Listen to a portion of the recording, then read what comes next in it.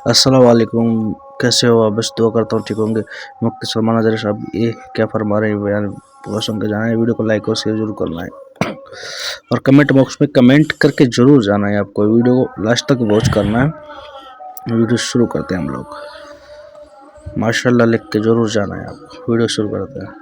अल्लाह अज़्ज़ा वजल अपने कलाम मुक़द्दस में फरमाता है, बेशक अल्लाह के नज़दीक गिने हुए शुमार किए हुए जो महीने हैं वो 12 हैं, और उन 12 महीनों में से 4 हुर्मत वाले महीने हैं, इज्जत वाले महीने हैं, अजमत वाले महीने हैं। वो 4 महीने कौन से हैं? मुसलसल तरतीब के साथ ज़ुल्क़ादा, ज़िलहिज्जा और मुहर्रम, और चौथा महीना रजबुल मुरज्जब जिसमें हम और आप जिंदगी गुजार रहे हैं। करना है दोस्तों। इसको रजबुल असम और रजबुल असब भी कहा गया है। ये जो 4 महीने हैं इसमें जंग व जिदाल, कत्ल व क़िताल सब हराम हो जाती। उस दौर में जो जंगें होती थी कुफार व मुशरिकीन भी अपनी तलवारें रोक लिया करते थे। ये 4 हुर्मत वाले महीनों की सारे लोग इज्जत करते। इन 4 महीनों में अमन व अमान कायम हो जाता। जैसे 2 कबीलों में झगड़े हैं, फसाद है और एक दूसरे से जंग पर हमेशा आमादा रहते हो, लेकिन इन 4 महीनों के अंदर अमन कायम हो जाता था, रास्ते खुल जाते थे।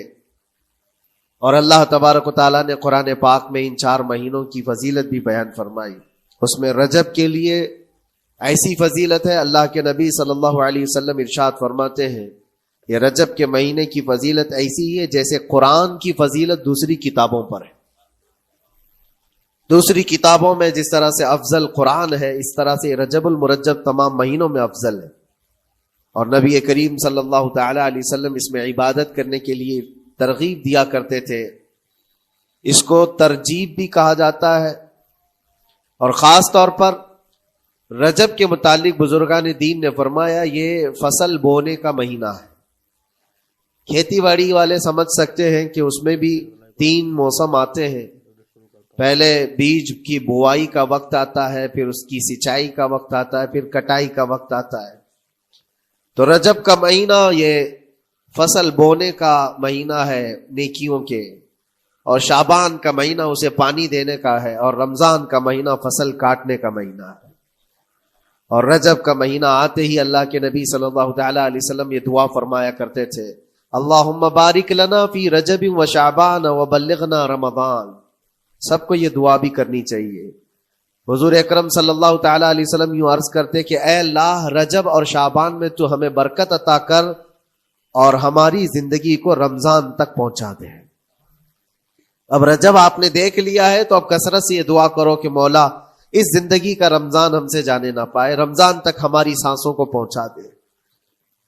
ये दुआ कसरत से हर नमाज के बाद भी होनी चाहिए। रजब आते ही मेरे अजीजों ये इबादतों का मौसम शुरू हो चुका है, और सब जानते हैं रजब के बाद फिर हमारे यहाँ मुसलसल ऐसी शब बेदारियां और इबादत के मौसम नजर आने लगते हैं। फिर शाबान भी, इसमें रजब में बड़ी रात आती है शब मेराज, और उसके बाद शाबान में शब बारात, फिर इसी तरह रमजान का मौसम बन जाता है।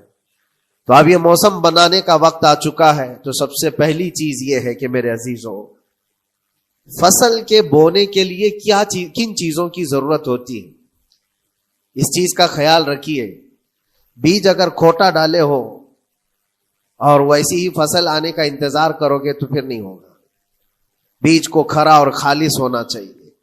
जो नेकियां करना चाह रहे हैं उसको साफ सुथरे अच्छे माहौल में किए जाने चाहिए।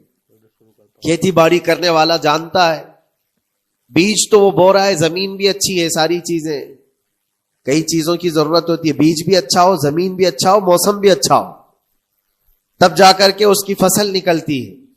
बीज अच्छा था, जमीन अच्छी नहीं तो भी फसल नहीं आती। बीज भी अच्छा है, जमीन भी अच्छा है, मौसम सही नहीं है तब भी फसल नहीं आती। अभी आपके पास 3 चीजों का होना जरूरी है, बीज और जमीन और मौसम। बीज जो है ये नेकियां है, और जमीन तुम्हारा दिल है, इसका इतना ही पाक होना जरूरी है। और मौसम ये रजब का है, इसमें तो कोई शक नहीं है कि عبادتوں کا موسم ہے, فصل کی اچھے لانے کا موسم ہے. لیکن سب سے پہلی چیز اب ہمیں ضرورت ہوتی ہے کہ ہم کیا بیج بو رہے ہیں. شیخ سعدی رحمت اللہ تعالی علیہ فرمایا کرتے کہ زمین میں ادرک بو کر کے گنا آنے کی امید تو نہیں کر سکتے. جو بویا ہے وہی اسی کی فصل آئے گی. لوگ عمل خیر کرے تو اس کا نتیجہ بھی خیر آئے گا, اور برائیاں کریں اور پھر رمضان میں یہ انتظار کریں کہ میں نے جو بویا ہے اس کی فصل آئے, تو ایسا نہیں ہوتا. بہت سارے لوگوں کا وہ شک بھی میں دور کرنا چاہتا ہوں کہ رمضان المبارکہ میں فضیلتوں کو آپ سنتے آئے ہیں, رمضان ایسا مہینہ ویسا مہینہ, اتنی برکتوں والا, اتنی رحمتوں والا, لیکن بہت سارے لوگوں کے حالات چونکہ تو ہی رہتے رمضان میں ویسی ہی ہیں, وہ لوگ کچھ بھی نہیں بدلے. تو اس میں رمضان کا قصور ہے کہ اس مہمان کا قصور ہے, اس انسان کا قصور ہے؟ وجہ یہ ہے کہ رمضان المبارکہ یقیناً اتنی برکتوں اور رحمتوں اور سعادتوں لے کر کے تو آتا ہے, لیکن تمہیں 2 مہینے پہلے سے کہا گیا تھا کہ فصل کے لیے تیاری کرو. تم نے بیج نہ بوئے, اپنی زمین کو صحیح کیا ہی نہیں. پھر رمضان میں جو بارش ہو رہی ہے اس کا فائدہ کیا ہے؟ روڈ پر 10 سال بھی بارش برسے وہاں پر کوئی فصل نہیں آئے گی, کیونکہ وہ زمین سخت ہے اور بیج بونے کے قابل بھی نہیں ہے. رمضان المبارکہ میں رحمتوں کی جھماجھم بارش تو ہوتی ہے, لیکن دل اگر سخت ہے گناہوں سے تو اس بارش کا کیا اثر ہوگا اس پر. اسی لیے دلوں کی نرمی یہاں سے شروع کریں, رجب المرجب سے. اس کی راتوں میں اللہ رب العزت کو پکارے, مناجات کرے, عبادتوں کے لیے کچھ دن تو خاص کر لیں. بہت دنیا میں ہم نے اپنے آپ کو ملوث کر رکھا ہے, کچھ راتیں اللہ رب العزت کی عبادت میں تو لگائے.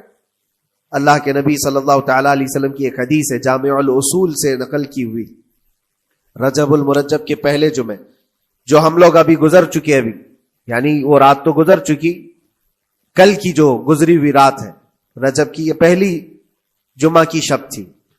اس کے متعلق روایت ہے کہ 12 رکعتیں جو مغرب کے بعد سے لے کر عشاء کے درمیان پڑھتا ہے, اللہ کریم اس کے تمام گناہوں کو معاف کرتا ہے, اور اس سال اس کو پورے طور پر ناگہانی آفات سے محفوظ رکھتا ہے, اور شیطان کے اس پر قابو پانے سے بھی اس کو اللہ محفوظ رکھتا ہے. تو یہ تھی تیاریاں, یہ ساری چیزیں ابھی سے تیاریاں ہونی چاہیے. رجب کے 3 دن آتے ہیں جس کے متعلق فرمایا گیا ہے ایام بیز میں بھی 13, 14, 15 یا 14, 15, 16 یہ جو تاریخیں آتی ہیں اس میں روزے رکھو. اس کی بھی بڑی فضیلت ہے کہ تم تیاریاں ابھی سے شروع کر دو کہ رمضان المبارکہ میں اچھی فصل دیکھ سکے, ہمارے جسم کے اندر بدلاؤ آ سکے, ہمارے دل کے اندر انقلاب آ سکے. اور تیاری یہاں سے نہ کر کے صرف رمضان میں ہی امید لگائے بیٹھتا ہے تو میرے عزیزو کچھ تو صفائی کی ضرورت ہوتی ہے.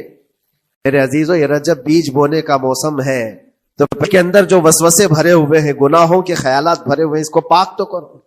اس کو پاک کرنے کے لیے اللہ کریم کی بارگاہ میں آ کر گڑ گڑاؤ.